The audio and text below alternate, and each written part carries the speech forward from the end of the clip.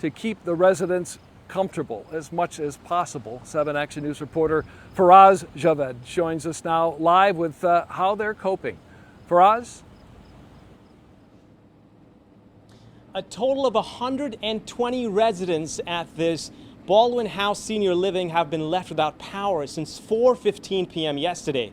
And the worst part, there's still no resolution in sight.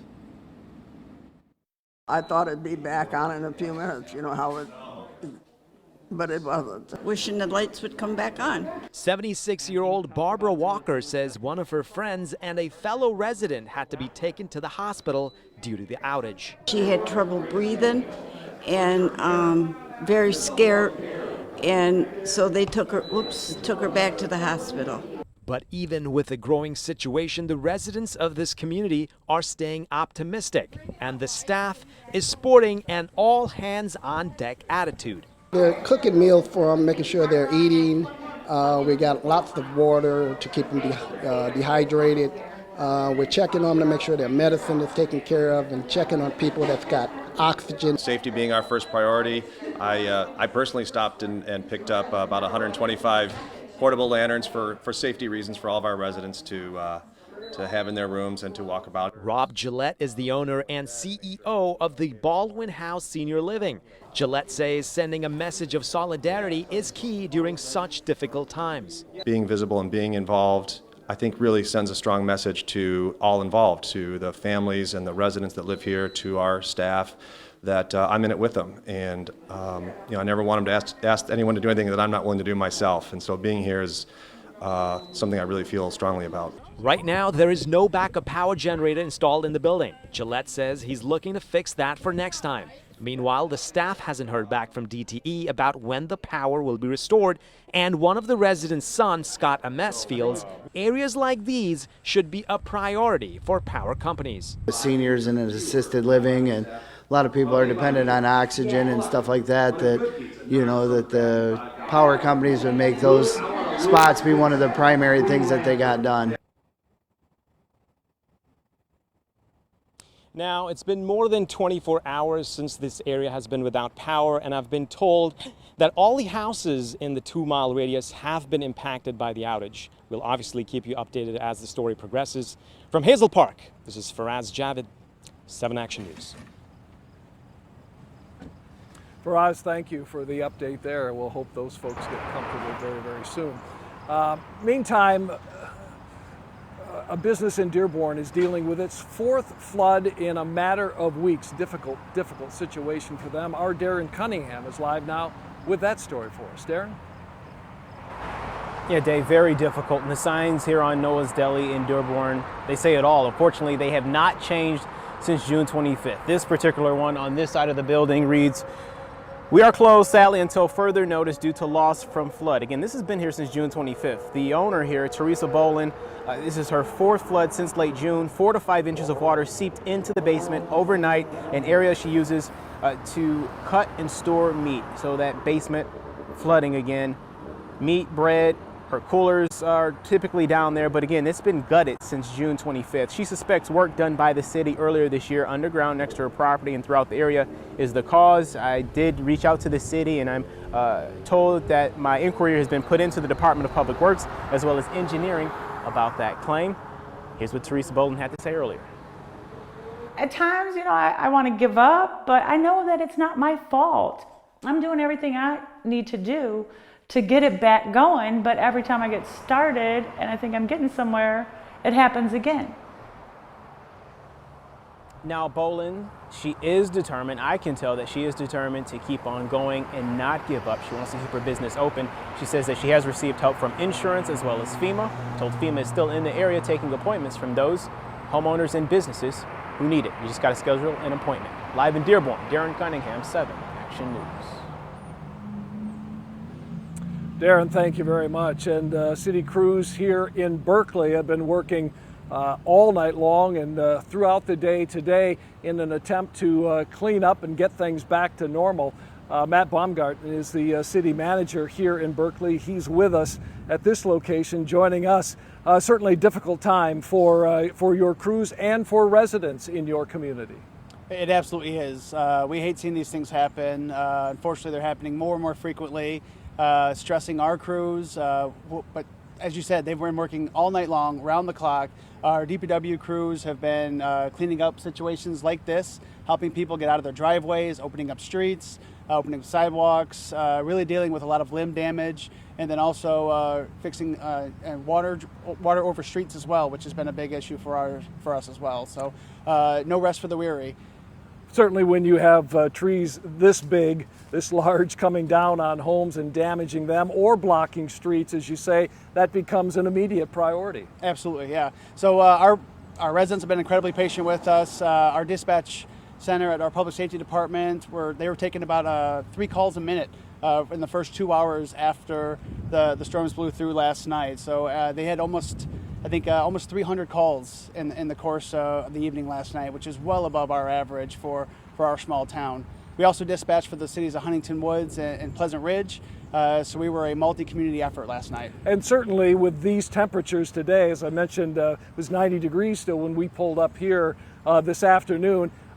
Power out for many, no air conditioning, uncomfortable conditions on top of potential other damage. Absolutely, yeah. So most of our city buildings were without power. One of the few that we did have power today is our community center, which we opened up to the community for that very reason. If they needed a chance to cool down, or if they needed a chance to work with some Wi-Fi or charge devices that they rely on, we threw the doors wide open and said, come get some relief. They're open now, and we're going to continue to do this tomorrow too. Their normal hours are 8 to 5:30. But if anybody wants to call and make sure they're open in the evening, we're doing our best to accommodate that. That number for anybody in Berkeley who's interested is 248-658-3470. So absolutely make that call, get out of the heat, don't suffer in your home if you don't have power. And in the meantime, maybe traffic lights out, things of that sort. Take it easy, be cautious as you move through the city during this time. Absolutely, yeah. Just be as smart and be as aware as you possibly can. In addition to not driving through flooded streets, treat stops that don't have a signal as a four-way. Come to a complete stop, look around, make sure other drivers are aware of you before proceeding through. Many of the lights are out, are not necessarily Berkeley lights, but we do. This is a regional effort, so we work in conjunction with our Road Commission of Oakland County, who was doing their best as well to try to get things back to normal.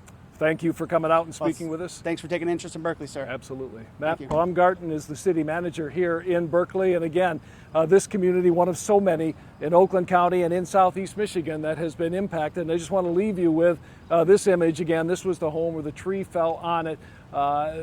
Gentleman is here now trying to get that secured with a tarp to minimize any additional damage so that this home hopefully in due time can be repaired, and the tenants who were renters in this home can get back inside and resume their lives. And certainly a lot of people are trying to do exactly that, Carolyn, trying to recover, try to resume what has been normal, because this certainly, through these storms, is not. We'll send it back to you. Yeah, we've had enough of them too, and they just keep coming. Thank you so much, Dave. We'll check back with you in just a little bit. Now, still to come here on 7 Action News at 6, Michigan's no-fault fallout.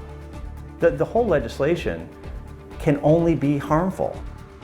7 investigators shine a light on those being left behind by Michigan's new insurance laws. This whole thing is just a death sentence for thousands of people. How it happened and why this could be just the beginning.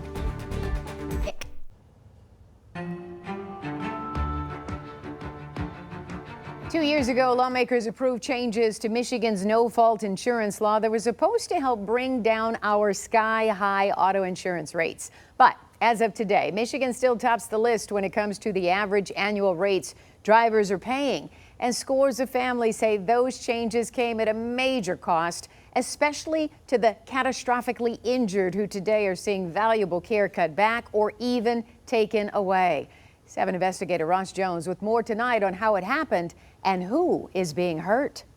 He didn't have more than a 20% chance of surviving that night. The doctors told me they didn't think he would make it. Dylan Bond clung to life the night he was struck by a car crossing M59, first in a coma, and then the next 6 months in hospitals. He survived, but the costs were staggering. A traumatic brain injury robbed him of his speech, his mobility, and the life he'd only begun to live. He was very sweet, respectful, intelligent. I miss him. But through the pain of her son's catastrophic accident, Rebecca still found a silver lining. Dylan has been kept alive, she says, by Michigan's no-fault insurance law, often celebrated by families like Dylan's as a safety net for the most vulnerable. Prior to my son's accident, I did feel like auto insurance was expensive here. But after his accident, I realized the value of what we had been paying for. Every day, Dylan needs round-the-clock, 24-hour care from a team of medical providers just to keep him alive. They bathe him in the morning, brush his teeth, and help him shave. They dress him and comb his hair. There's physical therapy and occupational therapy. He's fed his meals through a tube in his abdomen, his catheter is emptied and changed. And that's just the start. His mother quit working long ago, and managing his care became her full-time job. I can't imagine not caring for him the way that we do. And now we're in danger of all of that going away. I mean, it's already started happening. The wheels were set into motion 2 years ago on Mackinac Island when Governor Whitmer signed a Republican-sponsored bill into law reforming the state's auto insurance system. It was meant to rein in Michigan's highest-in-the-nation insurance rates, allowing drivers to buy less coverage rather than unlimited lifetime medical no-fault coverage. But regardless of which option you chose, reimbursement rates for some of the most critical services would be slashed by 45%. Hit hardest were residential recovery homes and in-home attendants, the very people helping to keep Dylan Bond alive. Within weeks of the changes, 4 nursing assistants who cared for Dylan quit after their pay was slashed. Dylan's mom had to fill in. How many hours did you work last week just caring for Dylan? 67. This doesn't even make any sense.